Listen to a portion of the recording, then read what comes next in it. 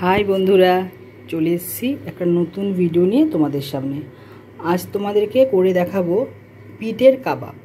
তো তার জন্য আমি ছোট সাইজের 4টে বিট আর একটা হাফ আলু, গোটা আলুটা দিইনি, আমি হাফটা আলু সেদ্ধ করে নিয়েছি।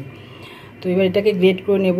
আর আমার লাগবে বাদাম, দেখো বাদামটা খোসা ছাড়ানো বাদাম নিয়েছি, ধনে পাতা, ক্যাপসিকাম, এখানে আদা, টমেটো কুচি, পেঁয়াজ কুচি আর কাঁচা লঙ্কা দিয়েছি।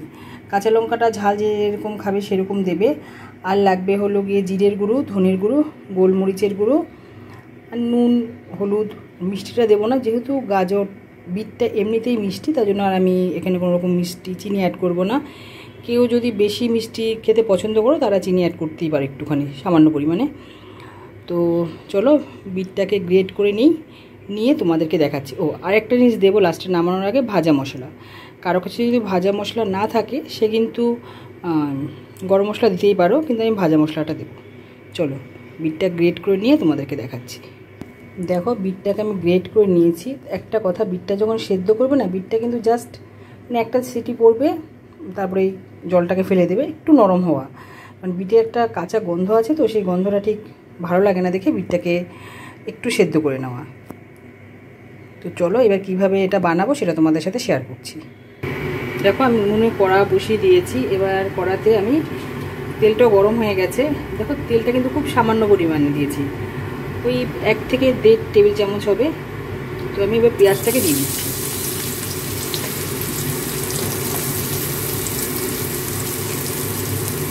এই পেঁয়াজটাকে না ওই 2 মিনিটের মতো একটু নেড়ে চেড়ে নিয়ে তারপরে টমেটো অ্যাড করবো। দেখো পেঁয়াজটা আমার 2 মিনিটের মতো ভাজা হয়ে গেছে। এবার আমি এর মধ্যে টমেটোটা দিয়ে দিচ্ছি। টমেটো 30 সেকেন্ড নাড়াচাড়া করে আমি এর মধ্যে ক্যাপসিকামটা দিয়ে দেবো। দেখো টমেটোটা দিয়েছি, 30 সেকেন্ড হয়ে গেছে। এবার আমি ক্যাপসিকাম,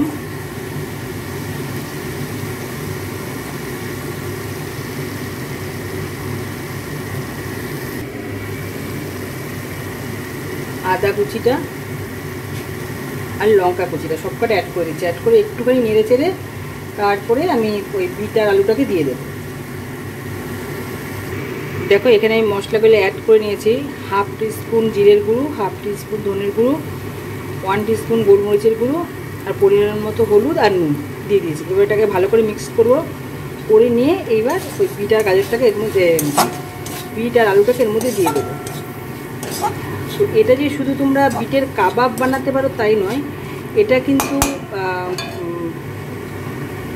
স্যান্ডউইচের পুরের মধ্যে দিয়ে দিতে পারো, কিংবা চাইলে পরে এটাকে চপ করেও খেতে পারো। তো যে যেভাবে ইচ্ছে খেতে পারো। বাচ্চারা তো এমনিতেই বিট খেতে চায় না, কিন্তু এইভাবে যদি করো তাহলে কিন্তু ওদেরও খেতে খুব ভালো লাগবে। তো চলো ভালো করে মিক্সড করে নিয়ে তোমাদেরকে দেখাচ্ছি। দেখো আমি ভালো করে মিক্সড করে নিয়েছি। পুরো জিনিসটাই যেহেতু আমাদের সেদ্ধ করা রয়েছে, তার জন্য কিন্তু খুব বেশি টাইম আমাদের লাগবে না। এখানে মিনিট 2-এর মতো একটুখানি নাড়াচাড়া করে লাস্টে নামানোর আগে বাদাম, ধনে পাতা আর ভাজা মশলা অ্যাড করে নামিয়ে নেব। তার মাঝখানে একটু নুনটাকে চেক করে দেখে নেবে তোমরা যে ঠিকঠাক হয়েছে নাকি। আমিও নুনটাকে একবার চেক করে দেখলাম, একটু নুন অ্যাড করলাম। তো এটা কিন্তু সন্ধ্যার স্ন্যাক্স হিসেবে কিন্তু দারুণ। পুরটা 2 মিনিট হয়ে গেছে, পুরটা হয়ে গেছে। এবার এর মধ্যে ধনে পাতা অ্যাড করে দিচ্ছি, বাদামটাও দিয়ে দিচ্ছি, ধনে পাতা বাদামটাকে চাইলে কেউ না ভেঙে আরও ছোটো পিস করে দিতে পারে। আমি ভাঙিনি, আমি এরকম আধা ভাঙা করে দিয়ে দিচ্ছি। আর লাস্টে দিচ্ছি ভাজা মশলা। যার কাছে ভাজা মশলা নেই সে গরম মশলা অ্যাড করবে। তো এবার নামিয়ে ঠান্ডা করে তোমাদের সাথে বাকিটা কীভাবে কী করবো শেয়ার করছি। এবার নামিয়ে নেব মিক্সড করে। দেখো কাবাব করার জন্য তো পুরটা পুরো রেডি হয়ে গেছে। এবার আমি এটাকে শেপ দিয়ে দেখাবো, যে যেরকম ইচ্ছে করতে পারো। তো প্রথমেই বললাম যে এটাকে তো স্যান্ডউইচের মধ্যেও পুর করে খেতে পারো, কিংবা অনেকে এটাকে চপ করেও খেতে পারো। তো আমি কাবাব বানিয়ে খাবো। সন্ধ্যা স্ন্যাক্সের জন্য কিন্তু এটা অসাধারণ।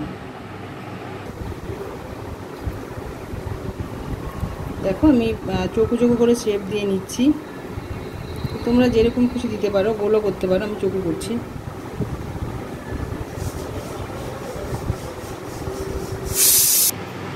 এই দেখো দেখেছি তো কতটা থিক কতটা হবে দেখে নিয়েছো। থিকনেসটা দেখো, খুব বেশি কিন্তু একদম পাতলা করলে মানে ভেঙে যাওয়ার ভয় থাকবে, তো একটু পুরু করতে হবে আর কি। এরকমভাবে বাকিগুলো বানিয়ে তোমাদেরকে দেখাচ্ছি। দেখো আমি 6টাকে বানিয়ে নিয়েছি, তার মধ্যে 4টেকে দিয়েছি একটু চৌকো আর 2টোকে গোল, মানে যে যেরকম পারবে আকৃতি করে খাবে। নামটা যাই হোক, মানে আকৃতিটা তোমরা ইচ্ছে মতো করে দিতে পারো। তো চলো এবার এগুলিকে একটুখানি সেঁকে নেবো। আমি কিন্তু তেলে ডুবো তেলে ভাজবো না, জাস্ট প্যানে একটুখানি তেল ব্রাশ করে নিয়ে এটাকে পিটুপিট করে নেব।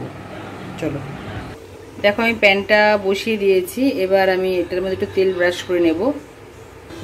খুব সামান্য পরিমাণ তেলেই করব, খুব বেশি তেলে করব না। দেখো আমি তেল ব্রাশ করে নিচ্ছি, খুব অল্প পরিমাণে, বেশি তেল দেবো না।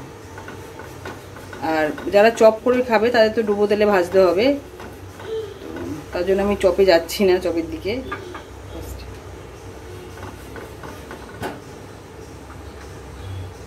এবার এগুলিকে একে একে দিয়ে দেবো।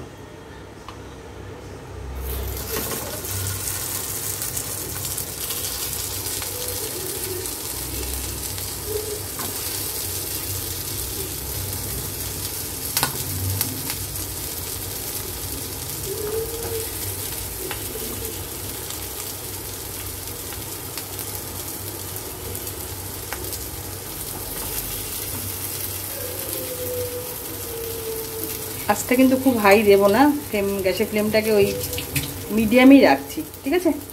তারপরে একটা সাইড হোক, উল্টানো পরে তোমাদের দেখাচ্ছি আবার। চলো 1.5 মিনিটের মতো হয়ে গেছে, তবে আমরা এবার উল্টে নিই একটুখানি। দেখো দেখো এই সাইডটা দেখো লাল লাল হয়ে গেছে, ঠিক আছে। বাকিগুলো এক এক করে উল্টে নিচ্ছি।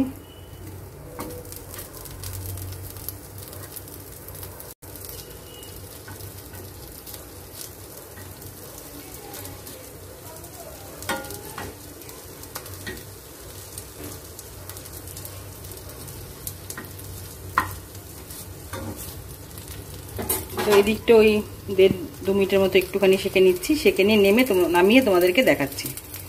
তো এটাকে চাইলে পরে স্যালাড দিয়ে বা সস দিয়ে সার্ভ করতে পারো। দেখো আমার কাবাব রেডি। তো এটাকে স্যালাড দিয়ে, যেরকম বললাম, সস দিয়ে যাদের ইচ্ছে সার্ভ করতে পারো। আর বাচ্চাদেরও খুব ভালো লাগবে, কারণ বাচ্চারা নর্মালি বিটটা খেতে চায় না, আর বিটটা কতটা উপকারী সেটা আমরা সবাই জানি। তো পুরো ভিডিওটা দেখার অনুরোধ রইল। যদি ভালো লেগে থাকে লাইক, শেয়ার, কমেন্টস আর সাবস্ক্রাইব করে পাশে থাকার অনুরোধ রইল। আর একবার বানিয়ে খেয়ে কমেন্টসে জানাবে যে কেমন হয়েছে। Thank you.